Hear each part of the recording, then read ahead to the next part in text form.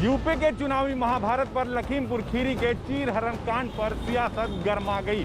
अखिलेश यादव ने घटना के वीडियो ट्वीट करते हुए योगी सरकार पर हमला बोल दिया। उन्होंने कहा बीजेपी नारियों का अपमान कर रही है।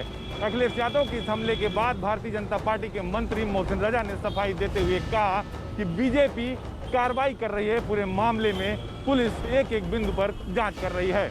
ये शर्मसार करने वाली तस्वीरें यूपी के लखीमपुर खीरी से आई हैं, जहां ब्लॉक प्रमुख चुनाव के लिए नामांकन कराने जा रही समाजवादी पार्टी की प्रत्याशी के साथ बदसलूकी की गई। तस्वीर से साफ है कि महिला प्रस्तावक पर नीली शर्ट पहने एक शख्स ने हमला कर दिया। उसे ब्लॉक भवन में जाने से रोकने की कोशिश की जाती है और उसके कपड़े खींचे जाते हैं। पसगवा ब्लॉक की सपा प्रत्याशी ने आरोप लगाया कि बीजेपी विधायक लोकेंद्र के कार्यकर्ताओं ने उनकी प्रस्तावक के साथ मारपीट की और उनके कपड़े फाड़ दिए। मैं पर्चा भरने गई थी ब्लॉक कुशीमा में, वहाँ मेरा पर्चा नहीं भरने दिया और रेखा वर्मा के गुंडों ने पर्चा मेरा लेकर फाड़ दिया। वहाँ छेड़छाड़ की, मेरा पर्स लेकर भाग गए और मेरी ब्लाउज साड़ी सब खींच फाड़ के फेंक दी। सियासत को शर्मसार करने वाले इस चीरहरण कांड पर समाजवादी पार्टी प्रत्याशी अखिलेश यादव से मिलने लखनऊ पहुंची हैं। इस घटना पर समाजवादी पार्टी प्रमुख अखिलेश यादव ने भी सरकार को घेरा है। उन्होंने सत्ता के भूखे योगी के गुंडे कहते हुए सोशल मीडिया पर घटना का वीडियो पोस्ट किया है। अखिलेश यादव ने प्रेस कॉन्फ्रेंस करके इस मामले पर सरकार को भी घेरा। भारतीय जनता पार्टी ने अपने गुंडों को सड़कों पे छोड़ दिया और पूरा का पूरा चुनाव लूट लिया। जिला पंचायत में जो कुछ किया वो सबके सामने है।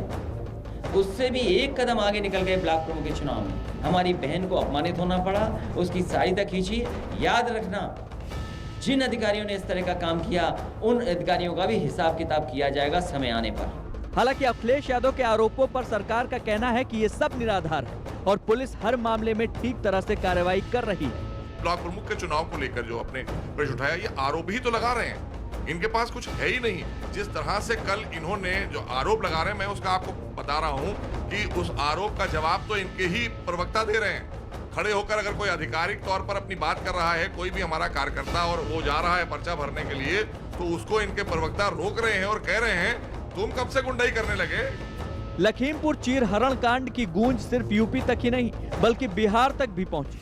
जन अधिकार पार्टी के नेता पप्पू यादव ने अखिलेश यादव को संबोधित करते हुए ट्वीट किया, बाबू अखिलेश यादव जी, आपसे ना हो पाएगा सड़क पर संघर्ष। इतनी बड़ी पार्टी, इतना संसाधन हो तो बीजेपी वालों की गुंडई और ढोंगी के दुशासन का होश ठिकाने लगा देता। एक बहन का बीच सड़क पर चीरहरण और आप आराम से बैठे हो। जेल से निकलता हूँ, संघर्ष के लिए पार्टी आउटसोर्स कर दीजिएगा, फिर दिखाते हैं। अखिलेश यादव ने भी पप्पू यादव के ट्वीट का व्यंग्य के लहजे में जवाब दिया।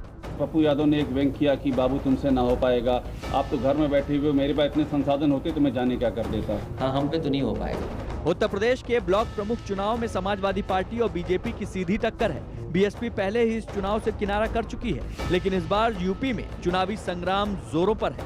इसी वजह से सीएम योगी आदित्यनाथ ने कड़े निर्देश जारी किए हैं। योगी ने कहा है कि ब्लॉक प्रमुख निर्वाचन प्रक्रिया शांतिपूर्ण ढंग से संपन्न कराई जाए। घटनास्थल पर तैनात जिम्मेदार अधिकारियों और माहौल बिगाड़ने वाले लोगों के खिलाफ जीरो टॉलरेंस की नीति के साथ तत्काल कठोरतम कार्रवाई की जाए। पुलिस बल अतिरिक्त सतर्कता और संवेदनशीलता के साथ मुस्तैद रहे। असलहे लहराने वालों के हथियार जब्त कर कार्रवाई की जाए। सिर्फ लखीमपुर खीरी में ही नहीं, यूपी के कई जिलों में ब्लॉक प्रमुख के चुनाव के नामांकन में बवाल की तस्वीरें सामने आई। लखीमपुर खीरी हो, सीतापुर हो, जौनपुर हो, अम्बेडकर नगर हो, फतेहपुर में ऐसी तस्वीरें सामने आई। अब देखना होगा कि ब्लॉक प्रमुख का चुनाव 10 जुलाई का होना है। उस दिन क्या स्थिति आती है, क्या इसे प्रशासन कंट्रोल कर पाता है।